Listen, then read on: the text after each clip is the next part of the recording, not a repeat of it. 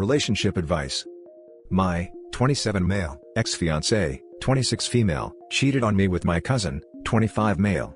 Now my family want me to forgive him because he's sick with cancer. I, 27 male, don't have any siblings. But I have a cousin, Kevin, who's 2 years younger than me, and we literally grew up together.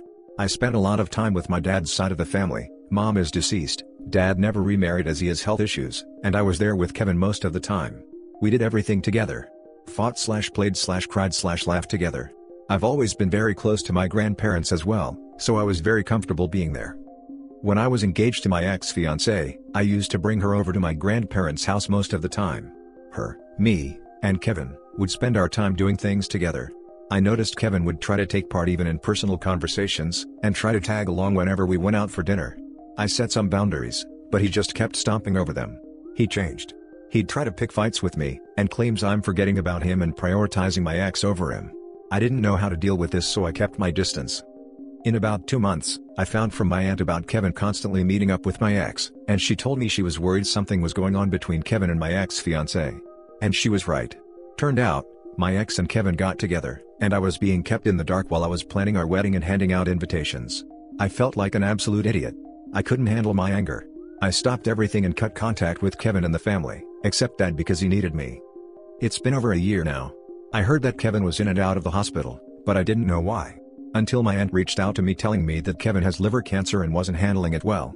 I drove my dad to visit him once and saw my ex, who's now his girlfriend, there, and I left right away. I kept my distance, and recently, I started getting calls from family members, asking, "Did you hear about Kevin?" and telling me the same story. My grandmother called me, wanting to arrange for a family dinner on Christmas, and because Kevin got out of the hospital, wanting me to come, hoping I solved my issues with him, seeing that I may not be able to do it later. But I refused. She told me I needed to have some empathy and let go of the past, because what happened to him was enough for me to let it go. They started pressuring me from all sides. I told my grandparent that I won't sit with my ex-fiancé and the person who wronged me at the same table, and pretend to be happy family. They replied that I was resentful. That he's my cousin no matter what happens. It's the same people who allowed my ex into their house after what she did and sided with Kevin, and said they only allowed my ex into the house for Kevin's sake. Now they demand I get right with him, because he clearly deserved more sympathy than I do. I'm deeply hurt and I can't imagine sitting at the same table with the people who hurt me the most. What should I do at this point? I think everyone is being unfair and refusing or just ignoring what Kevin did to me. Now for the top advice. I'm sorry, but if you shoot yourself in the foot, doesn't matter if you get cancer, you still have a shot foot. Your cousin chose to screw your fiancé, and the repercussion of that is, he doesn't have a relationship with you, cancer or not. I feel like if you are able to justify it to yourself and be able to live with your own choices, like you not being around your skank cousin and ex-fiancé, then stand your ground. I'd do the same thing. And frankly, I'd go low contact with the rest of the family that thinks it's cool to minimize my own trauma because he's family. Oh? He's family? Family doesn't screw your fiancé. When OP's family tells him he's resentful, just say, "Heck yeah, I'm resentful," because why shouldn't he be after all that's happened? I'm not for this whole, "they are dying, please forgive them" stuff. Forgiveness comes from remorse, reconciliation and working together to get to that point. It doesn't come from, "Oh, I'm dying, you have to forgive me now." So no, there can be no forgiveness for him destroying your life. He'll be gone soon and then your problem will be over. Exactly. Dying doesn't erase all the horrible things someone has done, it just ensures they won't hurt anyone else in the future. Stand your ground. Your hurt is real and valid, and you're allowed to feel it and set boundaries around it. His cancer wasn't some karma for betraying and hurting you. It has nothing to do with his, or your ex's despicable behavior and treatment towards you. It is not an apology to you, and of course does not change your feelings about what happened. You are absolutely not obligated to forgive him just because he has an illness. Your family is absolutely being unfair and dismissing your own feelings. The fact that they all clearly chose Kevin over OP before the cancer would be enough for me to be done with all of them. None of them is taking OP's side when his cousin betrays him and destroys his engagement, shows where their priorities lie.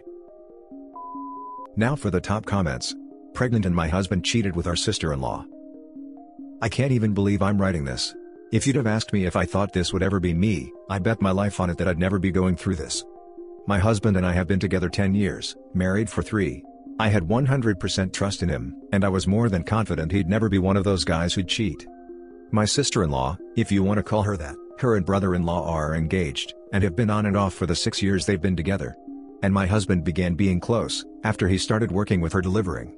My mother-in-law also worked there. They'd all often go out bowling, or out to eat after work with other co-workers. I also had a close relationship with her. I loved her like a sister. Some other family and friends could never stand her, but I really try to see the good in everyone, and try to not have problems with anyone. The closeness of my husband and sister-in-law's relationship started bothering me in August.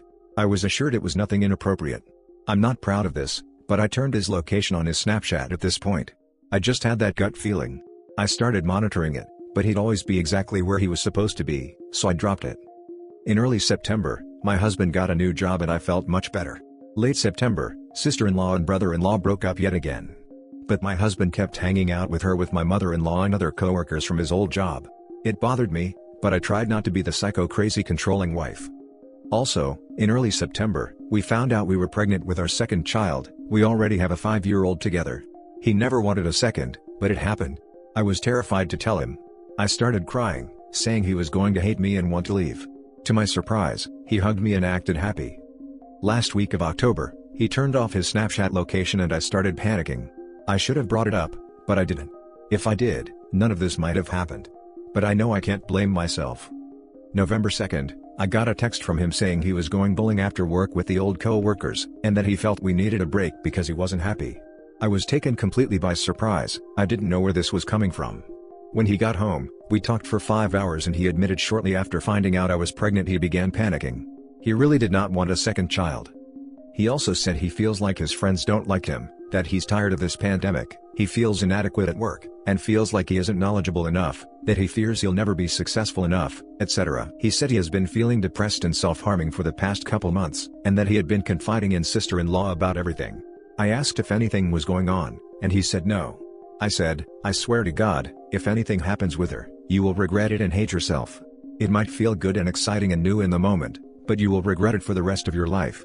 Not to mention your whole family would hate you too. He said he knows. By the end of the night, he told me he felt much better, that he remembered why he fell in love with me, and that he had no idea why he waited so long to talk to me about his feelings. The next month was great. He didn't ever go out with 2 ex-co-workers anymore, he was being gentler with my feelings, things were good. Out of nowhere Tuesday morning, I get a call from him shortly after he gets to work. I need to tell you something. I cheated. I'm coming home now. I hung up, he kept calling back, I started having a panic attack. I asked with who, he said, I think you know. I've asked every detail I could think of. It wasn't an emotional thing, he didn't have feelings. He doesn't know why he did it. He was in a dark place. She started flirting through Snapchat the last couple days of October, he reciprocated. Things got physical, she started sending him nudes. He went to a Halloween party, I worked overnight and our son stayed with my parents. She called him and said to leave the party and come over, that she was home alone. He drove there and they did it. He wore a protection, there was no foreplay and lights were completely off. He tried to leave before anything started multiple times, but she kept saying no, stay. He said he hated himself before, during, and after, so, I don't understand why he went through it. When he told me he wanted a break on November 2nd, 2 days after it happened, was because of the guilt. But he still was too scared to come clean. They both stopped talking after that. All this week, I've been getting 4 hours of sleep every night, I've lost 8 pounds, I randomly have panic attacks throughout the day. Of course, my husband is saying all the right things. That he doesn't know why it took so long to realize what he has. That he wants to be a good dad and husband. He's excited for our baby. That he took what he had for granted for so long. He hates himself, he'll never forgive himself. That I did absolutely nothing wrong and I've never been short of amazing. That he hates her. He feels like she took advantage of him when she knew he was weak and vulnerable. That he knows he doesn't deserve me, that he had the perfect wife and life and threw it away for nothing. I was betrayed by who I truly believed deep down in my core was my soulmate / love of my life. I was betrayed by sister-in-law who I thought was one of my closest friends. I also now feel betrayed by mother-in-law because she is still best friends with sister-in-law. She went out to get nails done with her the day after me and her found out everything. Never even asked me how I was. It's embarrassing but I can't stop sleeping with him. I always imagined if this would happen to me, I'd be burning his clothes and hammering his PS4. I used to think the women who stayed were crazy. I want to stay, but I don't think I can. I keep playing the movies in my head and I don't think they'll ever leave. I don't believe it would ever happen again, but I also believed it could never ever happen the first time either. I feel embarrassed. Stupid. Gullible. Now for the top comments. Take your child and yourself to your parents' house and tell them. They'll probably say a few things that might be hurtful, but regardless of that, They are your parents. You need to sleep, eat and have someone else make sure you're doing both of those things and that your 5-year-old is safe and happy. It can be a pre-Christmas mini-stay if your little one asks why. Whatever you think and feel is perfectly normal, but I would distance yourself from him and his family for a while, so that you can concentrate on yourself. Hugs to you. Tell the brother-in-law. She told him already. You believe her? Talk to him anyway. He might have insight into the situation from another angle. I have talked to him. He's back together with her. Classy family you married into. I'm not excited for this baby anymore. I don't know how I'll take care of a newborn when I can't even take care of myself. I'm severely depressed, and I don't think it'll ever go away. Adoption is an option as well. If you're not well, you are in no shape to take care of another. Postpartum depression can get very bad very quick. Your older one needs you here. I'm adopted and I still see my parents. Now for the last story. My 40 female, ex-husband, 40 male, and best friend, 42 female, of over 20 years, have come out with news of their relationship not a year since our divorce. Not too sure how to cope with the news. This is a friend that I've known over half my life, the same one that was maid of honor of our wedding and helped me through the separation and subsequent divorce. To now learn that she is seeing my ex, and has been since the start of COVID, is bewildering at best. Maybe in our 20s this wouldn't have been a huge deal, but given the timing and the fact that he is the father of my child, 8 male, I really don't know what she was thinking when she decided this would fly. They started seeing each other within 2 or 3 months of the divorce. The number of times that she had asked how I was doing and encouraged me to start dating again. I can't help but wonder if she had ulterior motives every step of the way. As for my ex, I don't even know what he was thinking. If we want a good friendship and co-parenting relationship moving forward, shouldn't we do our best to avoid situations like this? It's not like there's a shortage of women to choose from in Vancouver. I want to be cool with it. I want to be unbothered. I just don't know how. My friend wants to speak to me over a safe and socially distant lunch next week. Should I bother? She made her choice, knowing it would change our friendship irreversibly. What should I do? Am I overreacting? What should I say to her? Now for the top advice. I can tell you right now what the thrust of that lunch will be about, if you decide to go, which you shouldn't. She's going to want you to ease the ache she's feeling about potentially doing a tremendously trashy and unforgivable thing. If you sign off on it, she won't feel guilty. She's going to pitch this as clearing the air or getting it all out in the open, but it'll be about her and what she's feeling. And if you hold your ground and say, yes, sure, you're an adult and everything, but this is still incredibly hurtful and unnecessary, and I don't want you screwing my ex, then you're going to get painted as the crazy and unreasonable one. The story is going to come out that you can't move on, that you were mean and rude, and that no one understands why you changed so much. Barf. The reality is that she and your ex are the selfish ones making a selfish choice. Which, let's be fair, is within the rights of adults everywhere. If you want something badly enough, maybe you are willing to be the bad guy and do the selfish thing, and that's a thing you can do. You have to pay for it though, and you ought to own it. Most people won't, but you ought to be able to say, this makes me the bad guy and I did it anyway, sorry/not sorry, and live with the consequences. I'd turn down the lunch, because honestly, what could she possibly have to say that you're interested in? Keep logistically co-parenting with your ex and ignore her. Gray rock them both with any emotional details about how you are, how you're feeling, what your life looks like. They don't get to know. You are willing to discuss who is scheduling the dentist appointments and when you are doing pickup and who is handling soccer practice snacks. That's it. Lastly, now might be an awesome time to get a therapist. Pay someone to be an impartial, supportive recipient of everything. You're not going to shout at your friend, or your ex. Since you can't say it to the human garbage that used to be two people you trust, you are going to have to find someone you can say it to, and a pro is probably best. That way, you don't end up exploding all over when the next personal horror comes rolling along, as that seems to be the order of the day. Don't meet with your friend. She is not a friend. You can be civil if you have to cross paths. Definitely agree not to bother with the conversation.